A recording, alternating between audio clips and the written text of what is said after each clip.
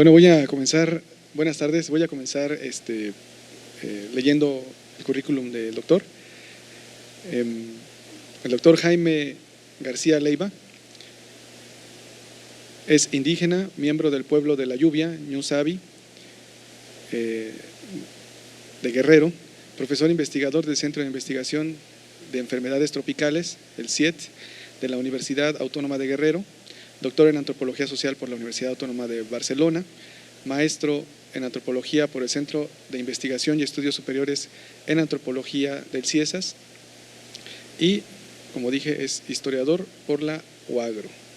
Miembro del Sistema Nacional de Investigadores e Investigadoras Nivel 1, profesor con perfil PRODEP, perfil deseable, miembro del Sistema Estatal de Investigadores de Guerrero, es miembro del Cuerpo Académico Sociedad, Salud y Ambiente.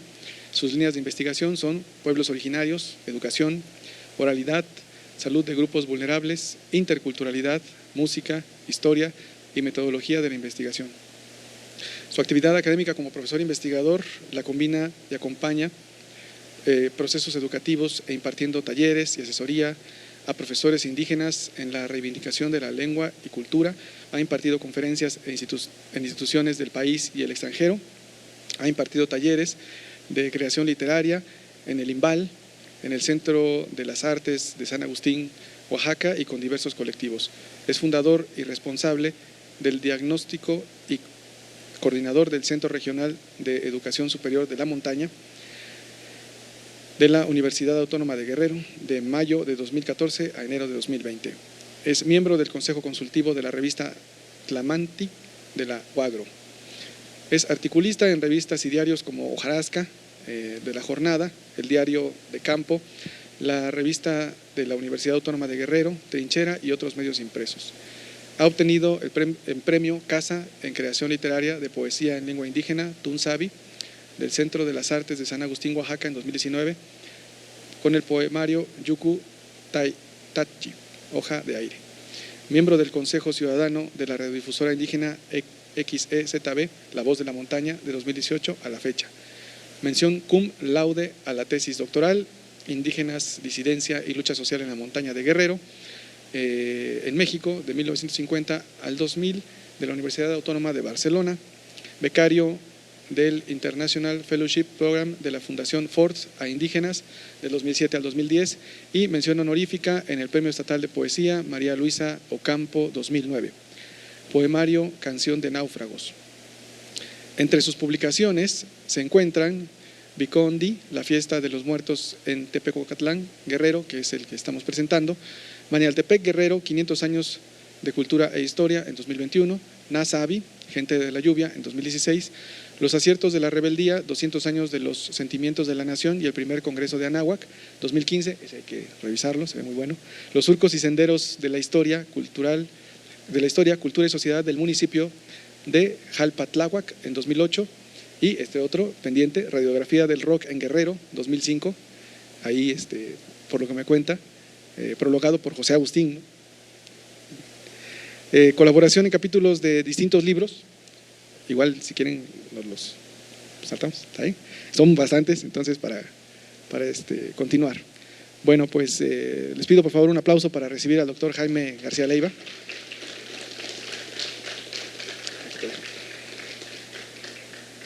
Bueno, acordamos lo siguiente, voy a ser yo quien abra esta conversación. Voy a decir algunos comentarios, algunas palabras alrededor del texto. Desde mi formación como filósofo, a mí el texto me ha evocado diferentes sensaciones. Mi formación es precisamente la filosofía, después la filosofía política, esa es mi formación, y a partir de allí para nosotros desde mi área de conocimiento es casi imposible no trazar como líneas con ideas. A veces establecemos narrativas que pueden ser a veces hasta arbitrarias, pero finalmente nos dedicamos a eso, nos dedicamos a trazar pues esto, ¿no? A juntar ideas, a vincular conocimientos. Y bueno, deben de saber que el libro que se va a presentar consta de 5 partes. Sin embargo, bueno, la parte medular, que es que da título al libro se llama La fiesta de los muertos. Sin embargo, antes hay 3 capítulos que me gustaría estudiar como una especie de conjunto, una especie de todo que desde mi perspectiva filosófica pues me anima como a entender. Desde mi perspectiva hay todo un trazado que me puede como remitir desde la existencia, la misma existencia, hasta el momento en que el ser humano se manifiesta, se expresa en las sociedades, es decir, se vuelve un ciudadano y se hace la política.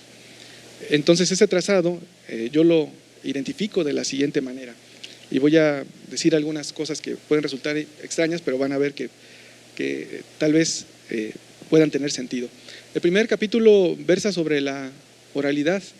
En ese capítulo el doctor nos hace pues sin duda una búsqueda bien interesante. Para quienes no somos del área de la antropología va a ser un capítulo necesario, pero al mismo tiempo bien nutritivo para comprender las diferentes teorías, antropólogos, incluso filósofos que han participado en la estructuración de esta área que se conoce como la oralidad, ¿no? Se llama precisamente así, la oralidad de la palabra, y para la filosofía el tema de la palabra, del lenguaje es fundamental. Por ejemplo, no sé si ustedes recuerdan a este filósofo Heidegger, que solía decir que el lenguaje es la casa donde habita el ser, o sea, nosotros, los seres humanos, la existencia, solo tiene lugar en el lenguaje. Esto se puede ver muy complejo aparentemente, pero es muy sencillo. Traten ustedes de pensar cualquier cosa, cierren los ojos un segundo y traten de pensar cualquier cosa sin utilizar el lenguaje y se van a dar cuenta que es imposible. Básicamente nos quedamos en blanco. La existencia, lo que los filósofos llaman el ser, solo tiene lugar en el lenguaje. Por eso la casa del ser es el lenguaje. El lenguaje es la casa del ser. Heidegger decía que el ser humano habita en esa morada. Los seres humanos habitamos en esa morada, en la morada del lenguaje. Es la casa donde habitamos. Prácticamente no hay nada fuera del lenguaje. Cualquier cosa que existe o que en el plano que queramos solo tiene lugar en el lenguaje. Wittgenstein decía que los límites de mi lenguaje son los límites de mi mundo. Y es así, conforme vamos creciendo, vamos aprendiendo nuevas palabras, nuestro mundo se va ensanchando cada vez más y cada vez más. Y tan grande es nuestro vocabulario, nuestro lenguaje, como grande es nuestro mundo. Él hablaba de unos juegos de lenguaje que después se quedan para la tradición occidental, donde él escribe como filósofo, se quedan cortos para describir una serie de acontecimientos que tienen lugar, por ejemplo, en el mundo mixteco, en otras culturas no occidentales, donde se describen cosas que aparentemente están fuera de la realidad. Wittgenstein se cierra un poco con sus ideas, al final termina diciendo que de lo que no se puede hablar es mejor callar, pero si conocieran nuestras culturas sabría que hemos logrado hacer que la existencia, el ser, como dice Heidegger, se manifieste, se traiga a partir del decir de las personas, se traiga a la vida cotidiana aspectos de la realidad que en otras culturas no existen, por ejemplo, los muertos, el inframundo, todo esto de lo que se habla en estas conferencias. Entonces, decimos lo siguiente, la palabra es creadora, si ustedes lo piensan. Si el lenguaje es la casa del ser, es decir, donde tiene lugar la existencia, la palabra es creadora, y en todos los mitos fundacionales, si ustedes lo piensan, la palabra siempre aparece como creadora, ¿no? No sé si ustedes recuerdan ahí la Biblia, por ejemplo, donde se dice que en el principio fue el verbo, ¿no? La palabra, y se va formando el mundo a partir de que Dios va expresándolo, verbalizándolo. La palabra crea. En el Popol Vuh, por ejemplo, cuando aparece Ixbalanque y Ununapú, no sé si recuerdan, conversan para que exista el ser humano. La palabra da origen a las cosas. Lo que no podemos nombrar simplemente no existe. Incluso el psicoanálisis, ¿no? Utiliza estas mismas ideas para funcionar como terapia, porque su función es precisamente ponerle palabras, hacer aparecer lo que no tiene nombre, lo innombrable, lo que está sumido en la psique de la persona, que le está ocasionando sufrimiento, que está en su inconsciente.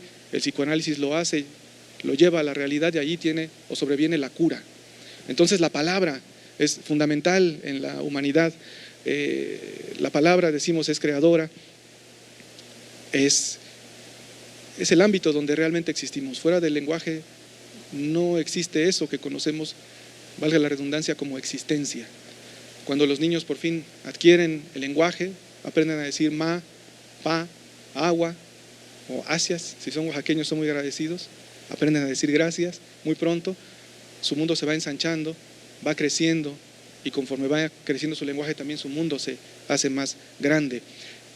Todo esto queda desde mi punto muy bien reseñado, no lo que dijo, sino la temática de la importancia de la oralidad en este primer capítulo, y para mí es muy interesante ver cómo en el mundo, digamos, de los antiguos mexicanos no hay estas limitaciones que existen en el mundo occidental, las limitaciones de lo que está más allá de lo que en el mundo occidental se considera realidad, que es este mundo de la vigilia, ¿no? Para allá el mundo de los muertos, los espíritus, está presente. Esta realidad es múltiple, multifacética, habita en nuestra existencia, y quienes van, digámoslo así, cuidando, los guardianes de esas palabras que hacen que se manifiesten en la existencia, pues son estos personajes que aparecen en este libro todo el tiempo, los cantores, por ejemplo, en la fiesta, los rezanderos, los sabios, los señores grandes, los pedidores de la lluvia, los médicos tradicionales. A mí me hacía recordar, por ejemplo, a María Sabina, ¿no? En su libro, en la vida de María Sabina, no sé si ustedes recuerdan o identifican quién es María Sabina. Era una pues indígena mazateca que curaba con los hongos, ¿no? Con los hongos en los años 50. Se dio a conocer porque vino un millonario estadounidense que aparte se le concede ser el inventor de la etnomicología, y la encontró, digamos, en Huautla, y entonces ahí la da a conocer su saber hacia el mundo. Desde la perspectiva de María Sabina, allí se termina lo que los hongos pueden aportar a la humanidad porque han salido a la luz y se ha pervertido para ella la sacralidad, lo sagrado, ese mundo sagrado, mágico con el que curaba a las personas.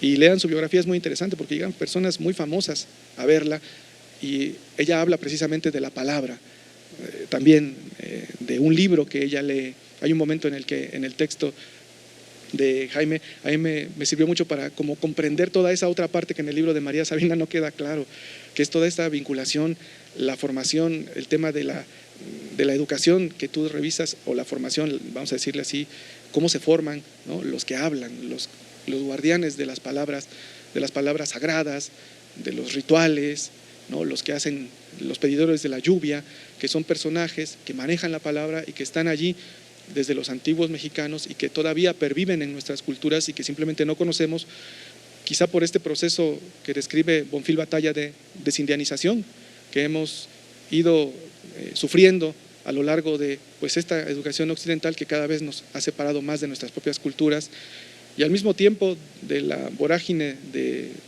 la civilización en la que habitamos, la civilización occidental, que poco a poco nos va como quitando, alejando de nuestra propia cultura, nuestros propios ritos, nuestra propia cosmovisión.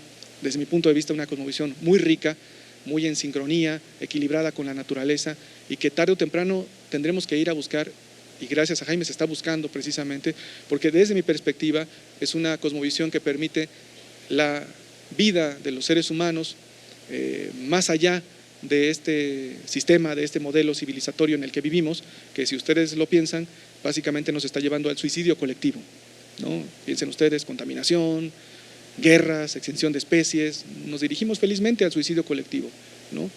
Entonces, ¿cómo le vamos a hacer para cambiarnos el chip en la mente para que como humanidad busquemos una alternativa? Desde mi perspectiva, esta cosmovisión profunda que está plasmada también en este libro nos permite comprender un poco más otra manera de habitar la tierra, de comprender la existencia. En el capítulo 2, ya voy en el 2, voy a decir nada más 3, el cuarto no lo voy a decir porque es el central y solamente lo voy a decir general. En el 2, y va a ser un poco más rápido, se comienza por la lucha de la tierra y se aterriza por la vida cotidiana. Todos los pueblos tienen una historia muy particular. En todos los pueblos, al mismo tiempo, aunque tienen una historia muy particular, pasan las mismas cosas que en cualquiera que se puedan ustedes imaginar. Este capítulo me recordó mucho El pueblo en vilo, de Luis González y González, ¿te acuerdas? Donde se habla de este pueblo de San José de Gracia. Pues aunque en los pueblos se viven cosas muy particulares, finalmente en todos pasa algo similar. Todos los pueblos comparten una historia pues atravesada por algunos movimientos sociales propios de nuestra historia mexicana. En el caso de Tecocatlán, por lo que yo pude entender, también hay toda una historia de conflicto de tierra, y todo eso también es permeable o exuda hacia la vida cotidiana, vamos a decirlo así, exuda hacia las prácticas rituales, se permea hacia lo sagrado y se vincula de una manera que de verdad no se puede comprender si no es de una manera interdisciplinaria. Platicábamos ahorita, Jaime y yo, me decía, es que nos han separado mucho. Yo pienso, sí, nos han compartamentado, ¿no?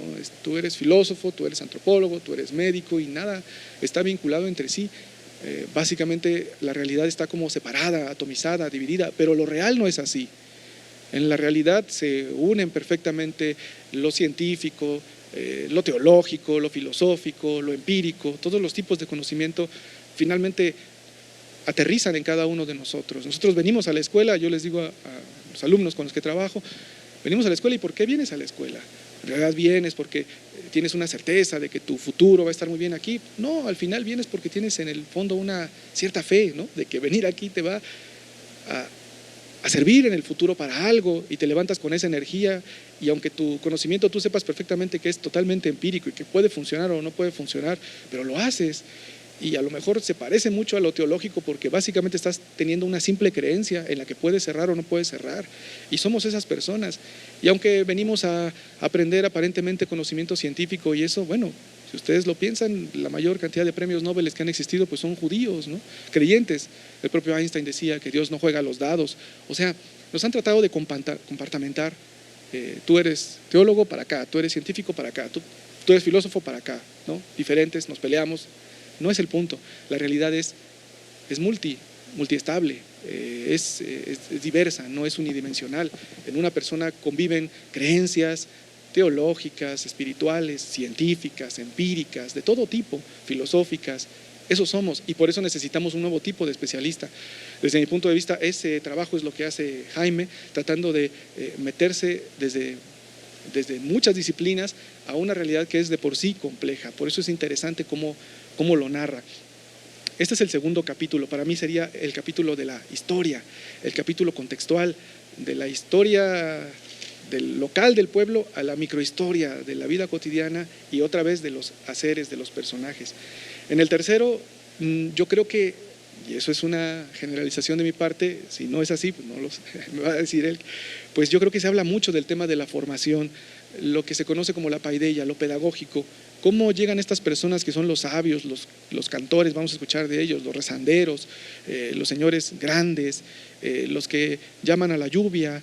Vamos, en el caso de María Sabina, lo que consideramos como los chamanes y estas palabras que no me agradan, son realmente personas de saber, de conocimiento, médicos, ancestrales, del ámbito espiritual, digamos, ¿no? O de lo no tangible, no sé cómo podría definirlo, pero no me gusta esto de brujos o chamanes, se me hace que son como despectivo o extraño esa palabra. Pero al final ellos trabajan con palabras, con lengua, y cómo la transmiten. En el capítulo 3 se muestra todo esto. Para mí ha sido muy agradable descubrir, gracias a su trabajo, cómo es que se da todo este proceso de enseñanza, de preservación, de los que hablan, cómo se forman, quiénes les van transmitiendo su saber, ¿no? En qué espacios de la vida cotidiana van adquiriendo también este acceso y preservación y cuidado de la palabra, que después se refleja en los mitos, en las ceremonias, todo esto, en los ritos, perdón, en las ceremonias, en los momentos de fiesta, como es la fiesta de muertos. Ustedes van a ver cuántos personajes. Y finalmente, vean ustedes, vamos desde la existencia, el ser, ¿no? La palabra, la historia, después la educación, la formación, ¿no? De una sociedad que se educa, que se reproduce a sí misma, y después a la fiesta de los muertos. Para mí la fiesta de los muertos, pues claro, es ya la expresión máxima de esta ritualidad. No sé si ustedes sepan, para Confucio la ritualidad era fundamental. Ya saben ustedes que Confucio es este filósofo chino que existió, que nació 150 años antes que Sócrates. Sócrates había nacido por ahí del 399 a.C. y Confucio por ahí del 551 a.C. en China. Es un filósofo anterior a Sócrates. Casi no se le estudia en filosofía, así como nosotros despreciamos el pensamiento antiguo mexicano, también despreciamos el de otras culturas cuando nos enseñan en la escuela occidental, tradicional. Bueno, en la filosofía sucede igual, nunca nos enseñan a Confucio y mucho menos nos enseñan el pensamiento filosófico de los pueblos mesoamericanos. Pero bueno, por eso hago hincapié y me interesa mucho recuperar esta idea. Confucio decía que el ser humano solamente es ser humano porque hace rituales. Ustedes saben, cada filósofo tiene una definición de ser humano, ¿no? Para Aristóteles el ser humano es un animal, le decía el zoon politikon, un animal político, ¿se acuerdan? Para Adam Smith, por ejemplo, que es el mundo donde estamos ahora, ¿no? Si ustedes piensan en el liberalismo económico, decía el hombre es un animal que negocia. Para Descartes el hombre es un animal racional, ¿se acuerdan? Esta idea de animal racional la seguimos teniendo todavía, ¿no? Y antes para los griegos recuerdan el bípedo implume, ¿no? El que anda en dos patas pero no tiene plumas como un pollo, ¿no? Esta definición más de chiste, ¿no? Pero para Confucio el ser humano es un ser humano o se aleja del animal porque dice él, es un animal ritual. Lo que nos caracteriza, lo que nos diferencia de los animales es que hacemos ritos, tenemos ritualidad. ¿Y qué significa la ritualidad? Para él hay tres conocimientos esenciales para formar un ser humano superior, especial. Para él es un ser humano justo, el mejor ser humano que se puede formar tiene que tener conocimiento de la música, decía, de la historia. Aquí es interesante porque se recupera también en la misma fiesta el tema de la historia, o sea, en la fiesta se recupera esta idea. Y tercero, tiene que saber los ritos, se le tienen que enseñar los rituales. Y por eso uno puede ver en la cultura china, espero que no haya ningún chino aquí, o que si está me desmienta, cómo ellos son tan derechitos, ¿no? Son muy rituales, son cadenciosos, uno puede ver en ellos una impecabilidad. Para Confucio desarrollan características que solamente puede tener el ser humano, no solo la bondad, el respeto, la disciplina, todos estos valores que nos parecen muy importantes y que forman parte de un ser humano. En términos de Confucio, si tú quieres ver si una persona es civilizada, obsérvala. Si respeta los rituales, es muy probable que esa persona sea civilizada. Cuando alguna vez Trump, recuerdo, llegó a China, recuerdo que cuando llegó a China, todavía antes de que cortaran relaciones en su mandato con Xi Jinping, pues hicieron una especie de ritual donde los dos mandatarios se ponen frente a una especie de alberquita, bueno, de acuario, ¿no? Ven que hay unos peces grandes, rojos, preciosos que tienen en esos acuarios chinos. Y la idea era hacer el ritual de alimentar a los peces, ¿no? Les dan una bandejita con comida para peces o algo y lo tienen que arrojar con belleza, con ritualidad, ¿no? Pero pues Trump, que viene de Occidente y que dirá esas son tonterías, porque pues era un tipo bastante, ya saben ustedes, extraño, pues agarra y simplemente avienta y así como que les diera de comer, no sé, ni siquiera a los pollos se les alimenta tan feo. Después agarra vacía el bowl y se sacude las manos como si fuese, pues irrespetuosamente, ¿no? En ese momento él no se dio cuenta, ninguno de sus asesores le dijo, pero en ese momento seguramente la población china dijo, estamos tratando con un no ser humano, para no decir que lo vieron como un animal, ¿no? Básicamente. En ese momento supieron que no se iba a poder negociar con él. Y lo que sucedió después es que se cortaron relaciones con China, y no las cortó China, las cortó él, pero ya no lo intentaron más. Es muy interesante porque también esto nos permite observar a las personas. Eso es muy interesante. El hombre es un animal que hace rituales. Y bueno, desde mi punto de vista, estos rituales, ¿no? En realidad es una manera en que el ethos, lo ético, lo que consideramos importante, los valores de una sociedad, aterrizan en el ámbito de lo social, en el campo de lo político. Desde mi perspectiva, ahí es donde tiene el aterrizaje, donde todos estos conocimientos que pueden venir incluso del mundo, del inframundo, del mundo espiritual, a través del ritual, frente a una sociedad que escucha, que participa en el ritual, aterrizan en lo político. Decía Fidel Castro, miren qué interesante, en uno de estos libros que tenía, le preguntaban a él qué es la fe. Y decía, esta definición me encanta porque es una definición política, decía, la fe es un pueblo que cree en sí mismo. Y entonces ustedes van a ver en este libro, en el capítulo 4, cómo a partir de muchas expresiones que se hacen en esta ritualidad. Yo rescato algunas que me encantaron, a ver si encuentro mi hojita. Bueno, no la voy a encontrar porque ahorita estoy acá, pero recuerdo estas expresiones que hacían al que le toca dar la ceremonia. Decía: les deseo que nuestras autoridades tengan fuerza, tengan vitalidad, tengan valor, tengan ánimo para seguir adelante.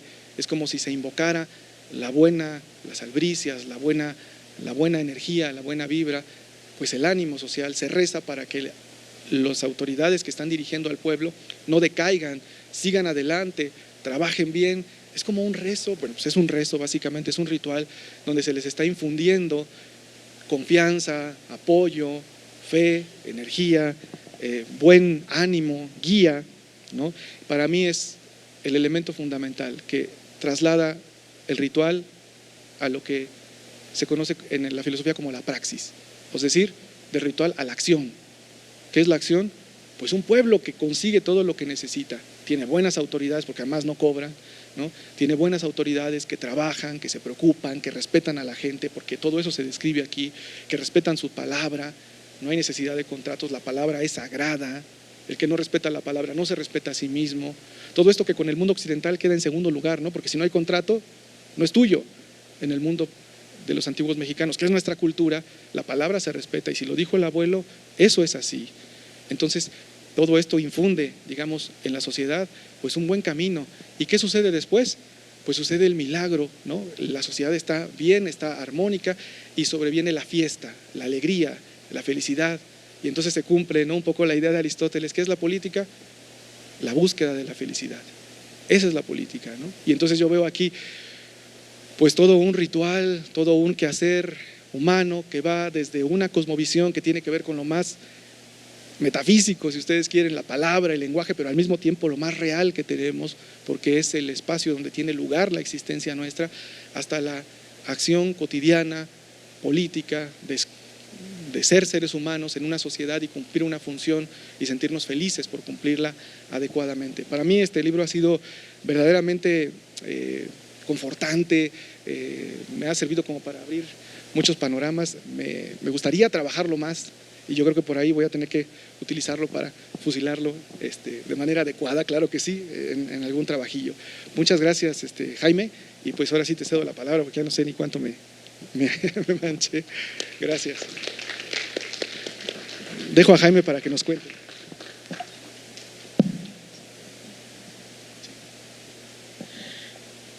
Kanuniko inindo na ndichi na kawi nyani kuba na nayo tishabinio di na iyo be yo no kabina ya rectora ya licenciada Reina di indo tishabion dichi castellanos.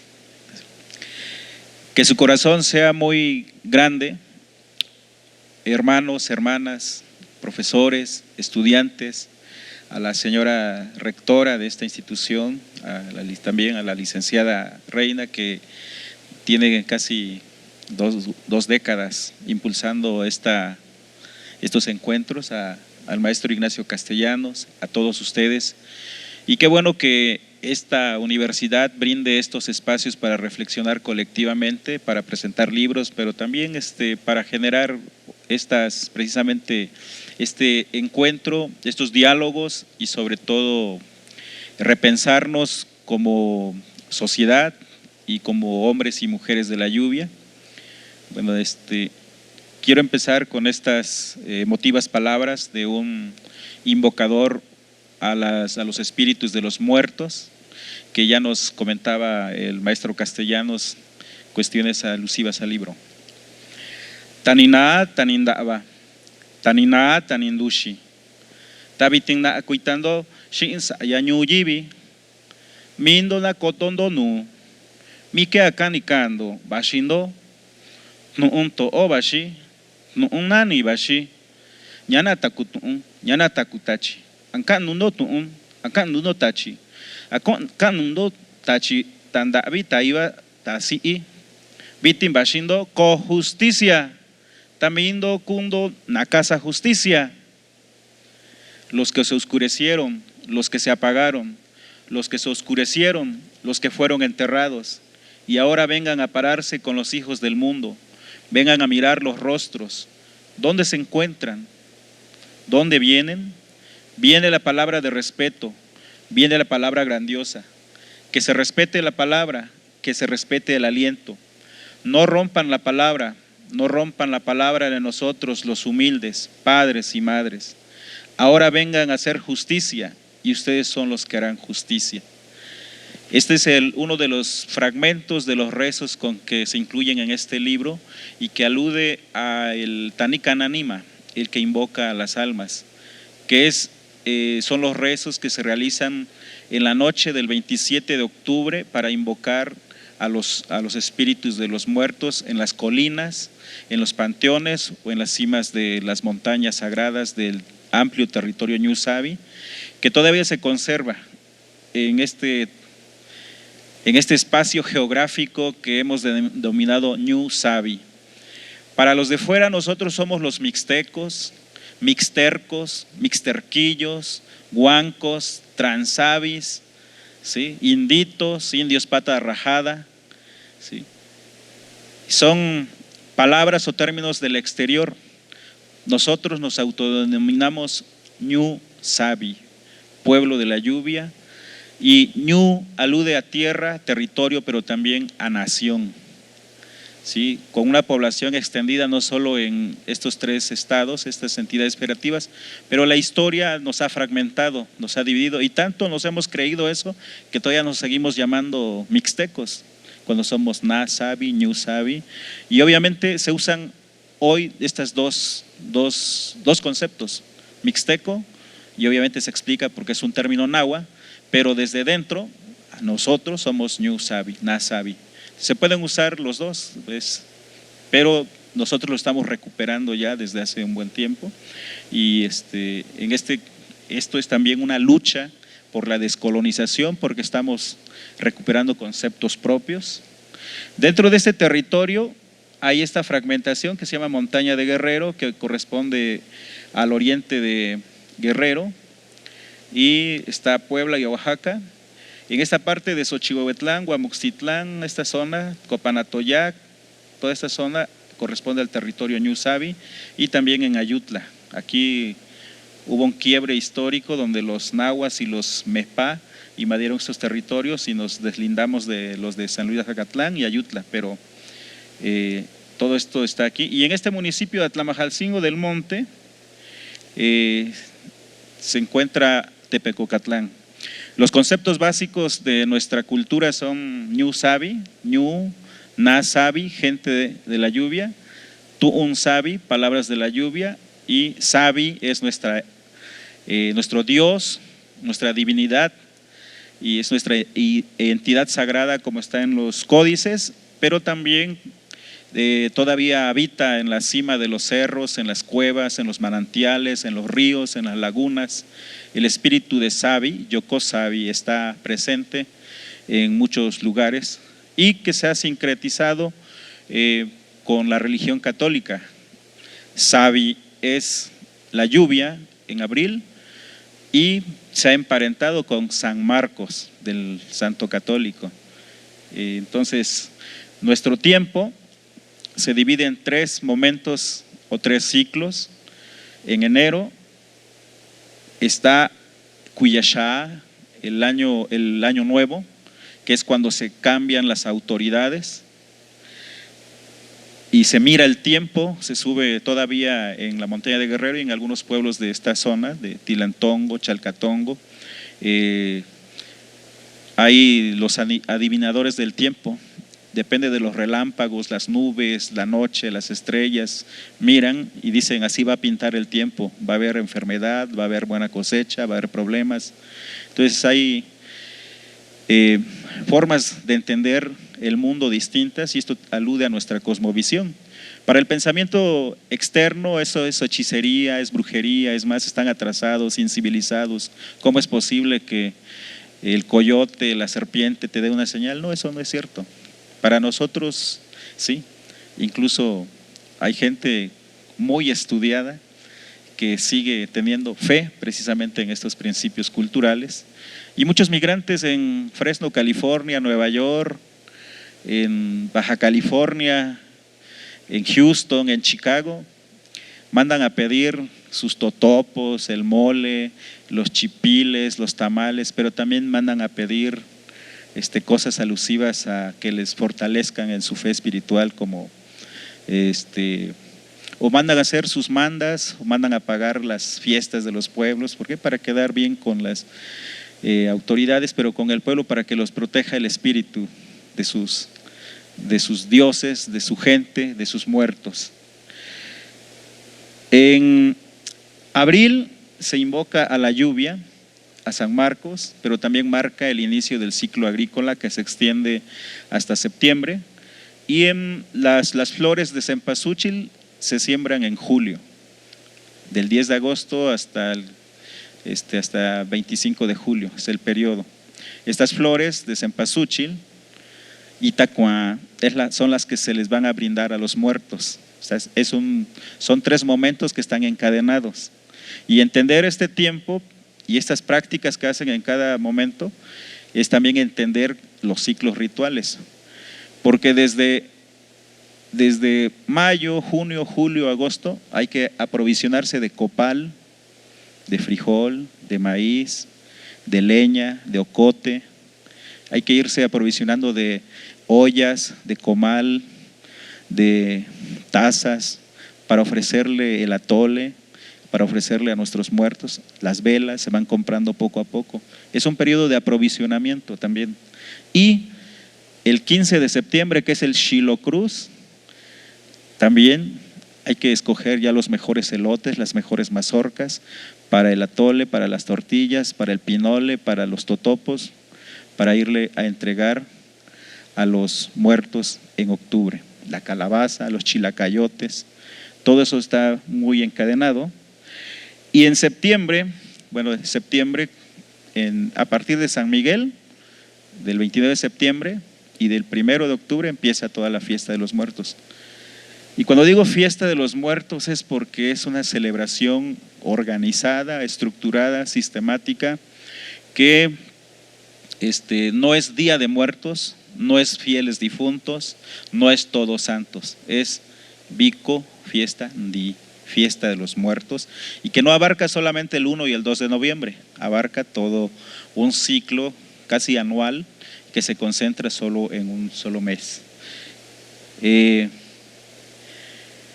Esto es una fotografía de Tepecocatlán, Ñu Kyun. Kyun es una contracción de Xayuku, Nicañú. Al pie del cerro está el pueblo. Kyun, Yuku, Yukuñun, Yukukyun. Entonces la contracción histórica ha hecho que se vaya el pueblo, la palabra contrayendo, y es Kyun. Ya no funciona esto, ahí está. Bien, el 27 de octubre es cuando las autoridades comunitarias convocan a la población en la comisaría, en Bechún, en la Casa del Trabajo, para que acudan a la cima del Cerro de la Lechuza. En el pueblo se llama Yucutiomi.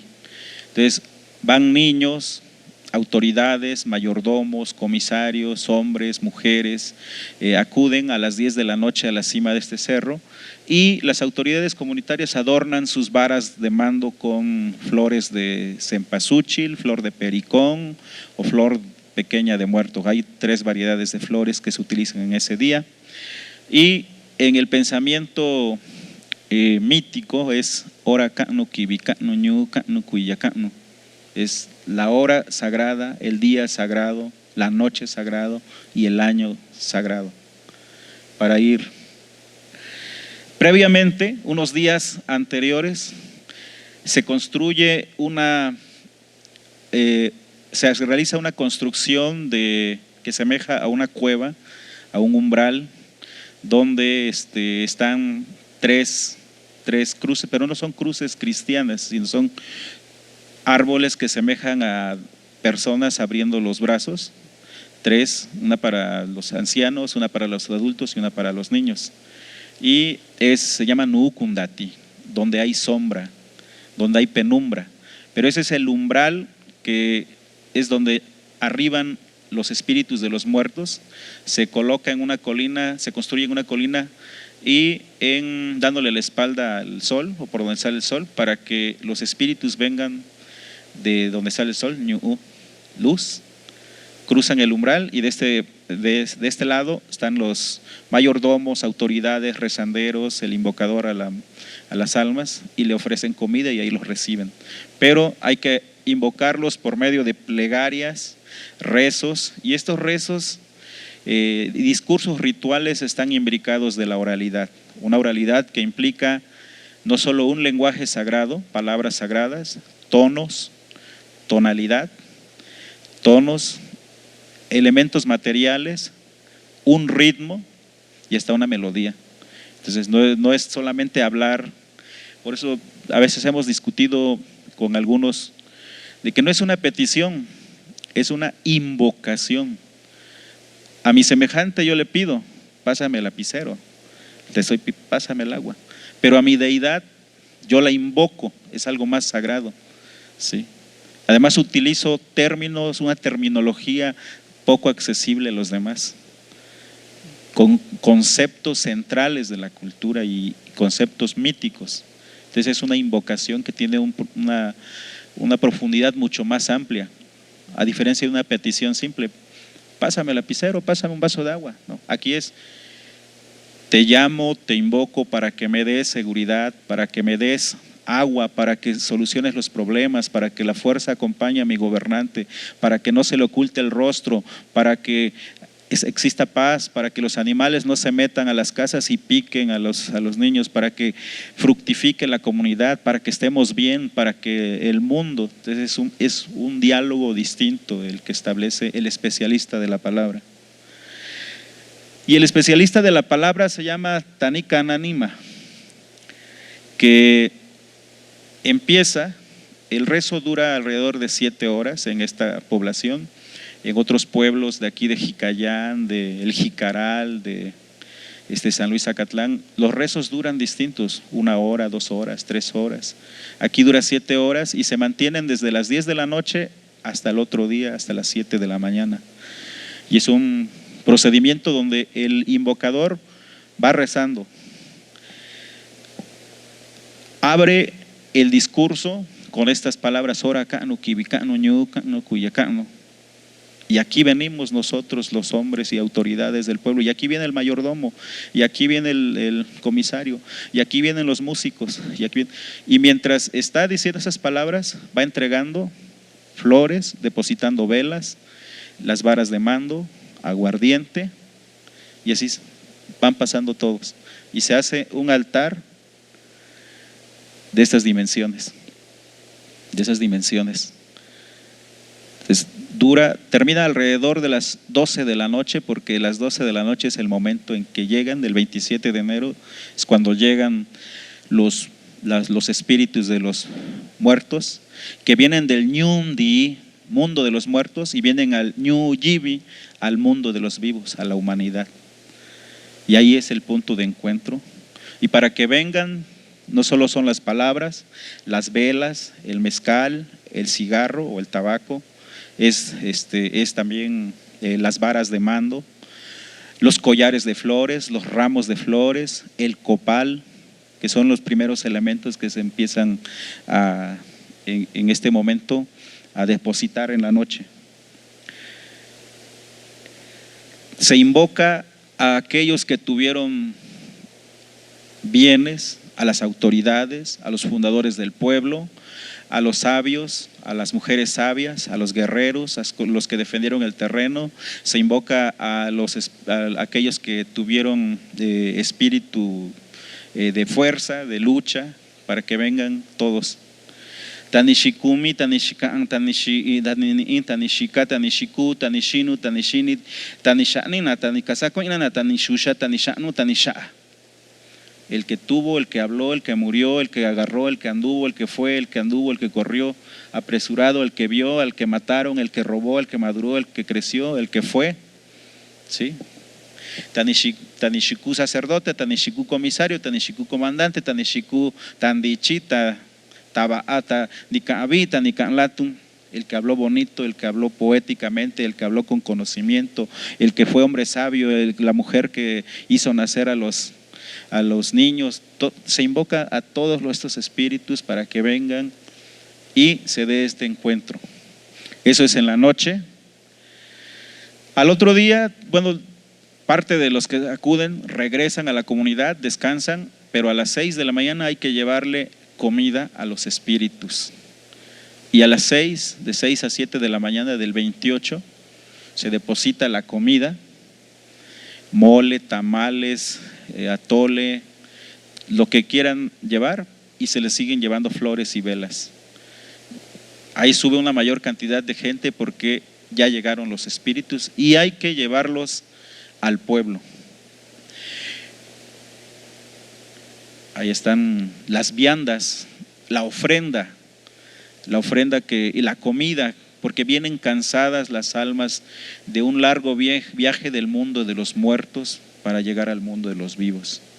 Posteriormente, esa comida se deposita unos 40 minutos, los espíritus comen el yoko. Yoko es el vapor, la abundancia, pero también yoko significa espíritu. Entonces comen el vapor y después esa comida se reparte entre los presentes. Simbólicamente los muertos comen con los vivos, pero les transmiten la energía y además hacemos comunidad. No le tememos a la muerte, respetamos a la muerte y convivimos. A estas alturas ya algunos miembros del pueblo ya están pasaditos de mezcales o de aguardiente, pero no se ve mal, porque estamos contentos de que lleguen los muertos y vengan a ver. Es más, trabajé todo un año para darle y compartir este mezcal, este atole, estos tamales con mis muertos y estoy contento y quiero recibirlos bien. Entonces no es esta parte negativa, que además hay un control y hay una seguridad, como se observa ahorita. Aparentemente no hay orden. Claro que sí hay un orden, una organización, una estructura comunitaria que convoca esta fiesta, no solo en la cuestión alimentaria, organización, participación, roles, sino también la parte espiritual. Después de eso, hay que llevar a las almas de los muertos al pueblo. En primer lugar van las autoridades comunitarias, se forman el comisario con su cuerpo de trabajo, el comandante, los policías, y llevando las varas de mando. Después siguen los ancianos del pueblo, también hay niños, y después la comunidad, y al final van los músicos. En ese orden va están marchando. Ahí está otra foto de un mayordomo con sus varas de mando, con sus velas, y hay que llevarnos a las almas de los muertos. Caminar con los muertos. En este pueblo de Tepecucatlán hay que acudir a un lugar ubicado alrededor de unos 4 kilómetros en las afueras de la población. Y ahí va, simbólicamente los muertos caminan con nosotros. Y hasta poético es, los muertos caminan con nosotros, pero camina su fuerza, su espíritu, y nosotros los recibimos. Ahí van las autoridades, contentos, van no solo conviviendo, sino también van echando cohetes, van compartiendo el mezcal, ya compartieron la comida. Hacen 5 estaciones donde hacen paradas, y donde hacen estas paradas se emiten discursos a la tierra, a la organización comunitaria, a que la comunidad vaya bien y cuáles son los problemas que hay que resolver. Entonces ahí, y no habla solamente el comisario, hablan los mayordomos, hablan los más ancianos o habla el invocador. Entonces realizan 5 estaciones. Ayer veíamos estas peregrinaciones en una presentación que hizo un compañero aquí, investigador también. Miren, el punto es aquí. Perdón, aquí retorno desde esta cima hasta acá vienen caminando y conducen, caminan, los reciben y los llevan al pueblo. Los músicos participan de varias maneras. Los músicos son los que alegran el ambiente, llevan con las marchas fúnebres, no solo tocan chilenas, vals y todas estas piezas musicales, sino que también durante toda la semana, desde el 27 hasta el 1 de noviembre, recorren las casas para tocar frente a los altares, para que las almas de los muertos estén alegres, y además bailan, la gente baila frente a sus altares y baila en la comisaría con los espíritus de los muertos. Pasan a dejarlos a su morada, al camposanto. El arco grande significa por donde van a cruzar los espíritus de los adultos, y el pequeño es el de las almas de los pequeños. Generalmente al centro del panteón o del camposanto se construye un arco muy grande, y está el elemento cristiano que ya ha sido adoptado también, que se combina, pero en esta parte no participa mucho el cura. El cura generalmente solo va el 1 de noviembre o el 2 de noviembre a hacer la misa y ya. Lo demás es interno, se realiza en la comunidad. Otro elemento importante es la ofrenda. Yitun toso, yitun es vara, árbol, toso, curvo, arco, que es la ofrenda. Ahí es donde Shishin anima de Ikibi, o sea, comen las almas todos los días. Entonces hay que depositarle en la mañana. Algunas familias se paran a las 6 de la mañana, 7 de la mañana, su atole, después el almuerzo a las 9, la comida a las de 2 y la cena alrededor de las 7, 8 de la noche. Y siempre están lanzando cohetes, y generalmente es la madre de familia o el padre o el abuelo o la abuela los que emiten en cada momento, antes de depositar, emiten un discurso ritual. Y aparentemente en esta mesa no hay orden, pero sí hay.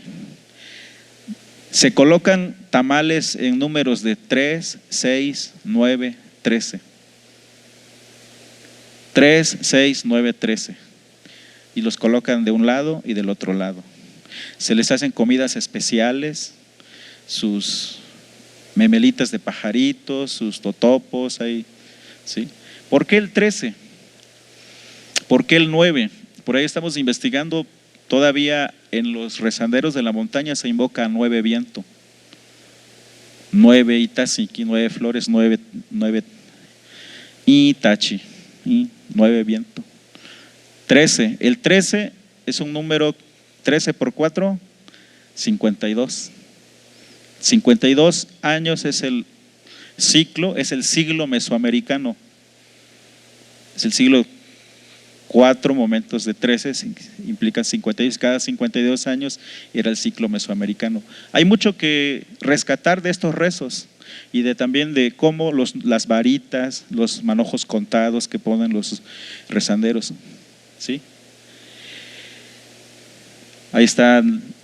¿Hay una estética? Claro que sí, hay una estética. Cada familia adorna con sus limitaciones económicas, con sus posibilidades, adorna de alguna u otra manera su ofrenda, su altar, y se combina también la parte católica, la parte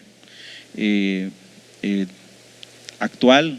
Se ponen no solo mezcal, chicha, aguardiente, también las Coca-Colas, la modelo superior, los tamales, etcétera. Muchas, ya es una combinación en ese sentido. En la iglesia también se construye una mesa. En la comisaría se construye la mesa para las autoridades comunitarias, y eso está en estos días. Al finalizar, lo que va a ser la parte previa a la culminación es encender las velas. Kami yo tima sha'anima.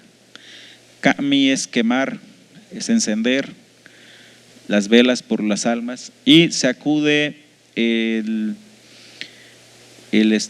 30, el 29, 30 y 31 a velar al panteón, al camposanto. Primero por las almas que no tienen, que murieron, que no tienen quien los reciba y que murieron en cuestiones violentas, ¿sí?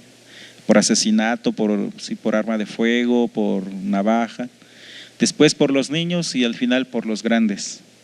Es un proceso en el cual participa la familia, ¿sí? La familia integra esta fiesta, integra a la familia en la cosmovisión, la costumbre. Las mujeres que colaboran ahí también están presentes, la parte femenina está muy viva porque en ellas recae la organización, pero también la otra parte es toda la cuestión de los consejos.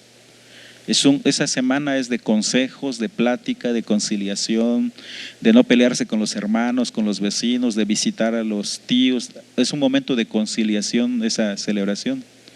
Además están los espíritus de los antepasados y es el momento de elegir a las autoridades comunitarias.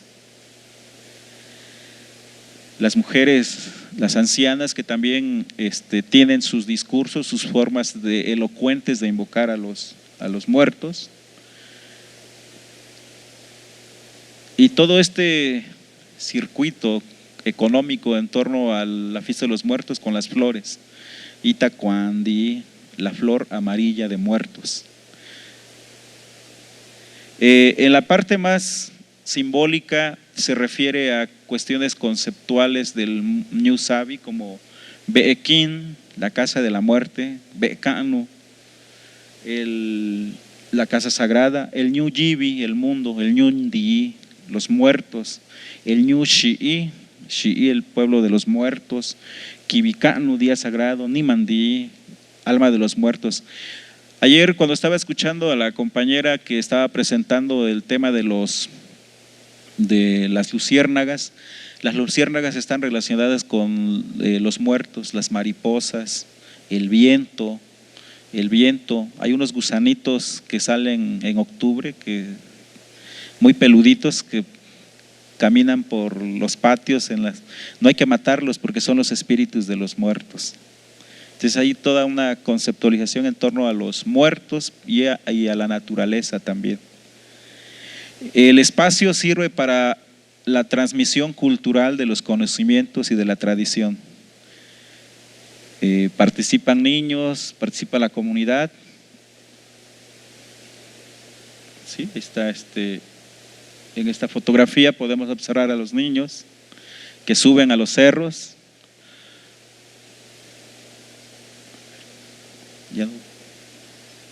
Ahí va, ¿sí? Esta es otra fotografía, son fotografías que incluye el libro también, ¿sí? Y la fecha final es el 1 de noviembre, por la tarde. En la noche del 1 de noviembre se van las almas, ya empiezan su viaje, se les ponen sus memelas, su agua, su morralito, para que se vayan en el camino. Y el 2 de noviembre, por la mañana, las autoridades acuden a las 7 de la mañana al camposanto, les rezan, les dicen que ya se vayan y acuden a una pequeña, a un lugar donde está un pequeño acantilado y les dicen váyanse, nos vemos el otro año, pero en medio de rezos simbólicamente. Y hay almas que no se quieren ir, entonces va un anciano con una varita empujándolos simbólicamente, en la mañana del 2 de noviembre. Ahí culmina esta celebración y que no coincide mucho en los tiempos con el 1 y 2 de noviembre. El 1 y 2 de noviembre es más de aquí del lado mestizo, que ya se ha modificado. Hoy hay una invasión de las Catrinas, que digo no es malo, pero esta es la otra parte que es más desde la cosmovisión, ¿sí? De eso habla el libro. De eso hay una parte donde están los rezos están incluidos en un capítulo, hay una traducción, hay fotografías. Las entrevistas, la información surgió a partir de las entrevistas y las pláticas con los señores.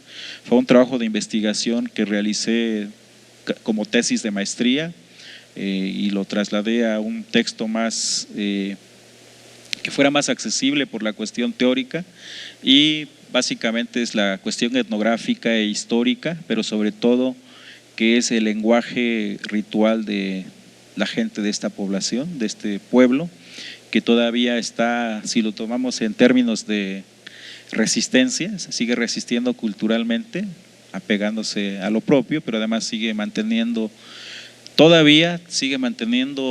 sus procesos de identidad como Ñu Sabi, y en el cual también se combina con lo exterior, pero hay esta parte que nos identifica, ¿sí?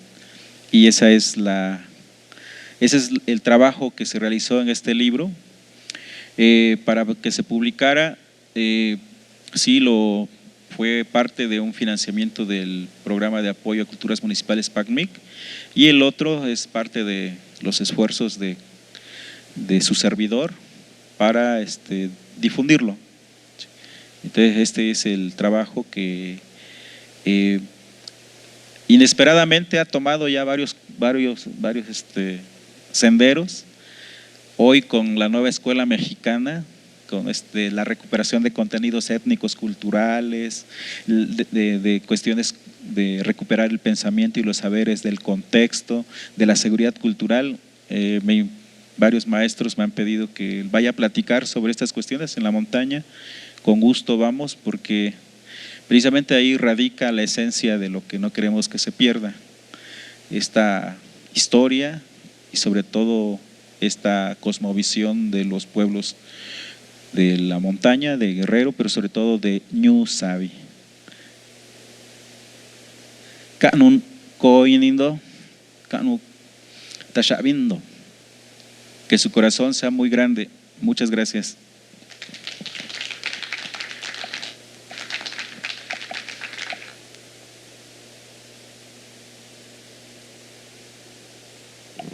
Bueno, vamos a continuar.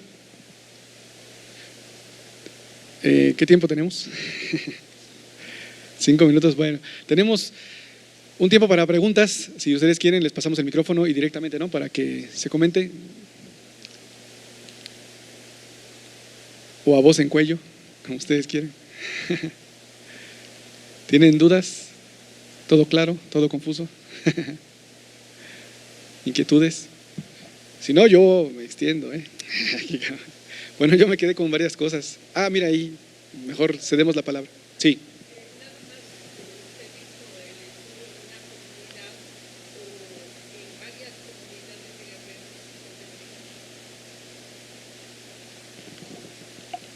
El trabajo es en una comunidad, pero he realizado comparaciones en Alcozauca, en Atlamajalcingo del Monte, mi pueblo natal, La Victoria, Cochoapa, y se coincide en las ofrendas, que hay un invocador, que participa la comunidad, en que llevan las varas de mando, aunque la fecha varía. Por ejemplo, en la zona de Copanatoyac, que es de Tlapa hacia Copanatoyac, desde el 1 de octubre, cada lunes, acuden al panteón llevándole sus canastos de pan, flores, vela, y les rezan, pero el 27 de octubre van por las almas. En casi en toda la región, en este caso de la montaña, a excepción de Metlatónoc, la población de Metlatónoc, solo Metlatónoc van el 24 de octubre, acuden el 24 de octubre y no acuden en la noche, acuden a mediodía a traer a las almas a una colina donde desafortunadamente construyeron una escuela. Está construida la escuela, les arrasaron su centro ceremonial y lo tienen que hacer atrás de la escuela, y ahí se llena de velas. Entonces, y esa es la otra parte que ayer comentaba el compañero, ¿no? los territorios sagrados, los espacios sagrados que no se respetan.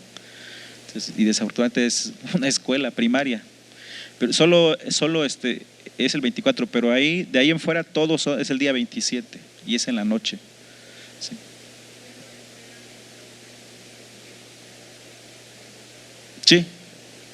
Sí, es el 27 se va a llamar y se está con ellos hasta el 1 de noviembre en la noche, y el 2 de noviembre ya se despiden. Y en el mundo, bueno, en la parte católica, en los pueblos mestizos es 1 y 2 de noviembre, nada más, 2 días. Aquí dura toda una semana, pero la organización es previa desde todo el mes, porque se empieza limpiando el solar, aprovisionándose, bueno, haciendo muchas actividades, ¿sí?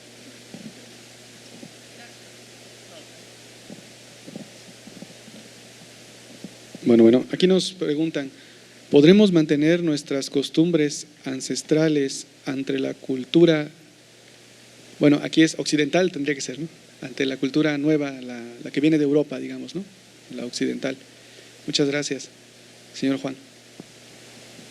Bueno, me parece que eso es un reto, es un desafío, pero porque por un lado esta globalización, este modelo económico, político, ideológico nos está avasallando y nos ha estado históricamente indicando, señalando que lo nuestro no vale, no sirve y que además son prácticas del pasado. Pero hay una capacidad de reproducción cultural, de resistencia, de resiliencia, y creo que ahí es donde nosotros tenemos que trabajar mucho en la recuperación de estos discursos, de prácticas, de este patrimonio histórico, cultural, tangible, intangible, y tenemos que buscar espacios, crear contenidos curriculares, abrir espacios en las primarias, secundarias, en los centros educativos para formar con esta visión no solo que atienda la diversidad, la pluriculturalidad, sino también el valor que tienen las lenguas originarias, el pensamiento filosófico, el pensamiento histórico que está ahí presente y que no ha sido documentado. Y en la medida que nosotros no documentemos esto, lo vamos a perder.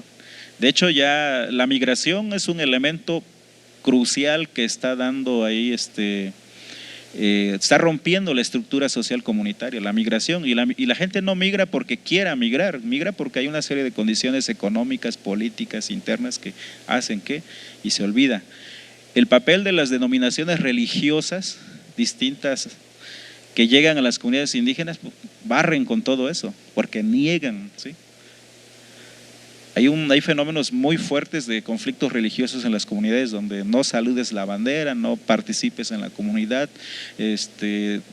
no creas en estas otras deidades. Lo mismo que hicieron hace 5 siglos de extirpación de estas prácticas tradicionales, religiosas propias, pues están rompiendo. Y ya ni se diga de también la parte política que a veces está rompiendo mucho a las comunidades, ¿no?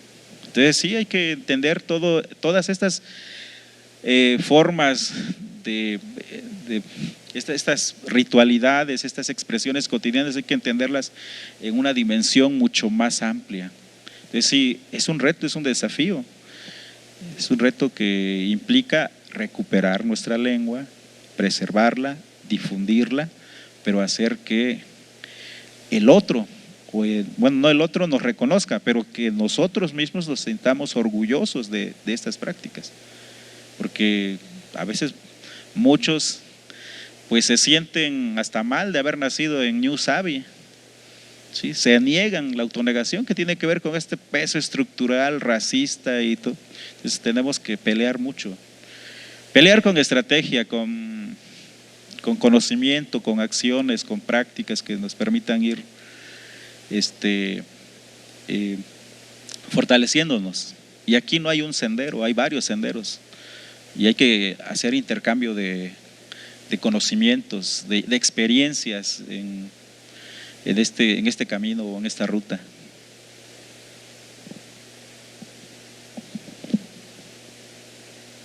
Bien, Vamos a, si no sale otra preguntilla, mientras tanto vamos a entregar este reconocimiento al doctor Jaime García Leiva por su generosa participación en la 23ª Semana de la Cultura Mixteca efectuada en la Universidad Tecnológica de la Mixteca del 26 al 31 de mayo y lo firma la maestra María de los Ángeles Peralta Arias. Muchas gracias y muchas felicidades aquí para la foto.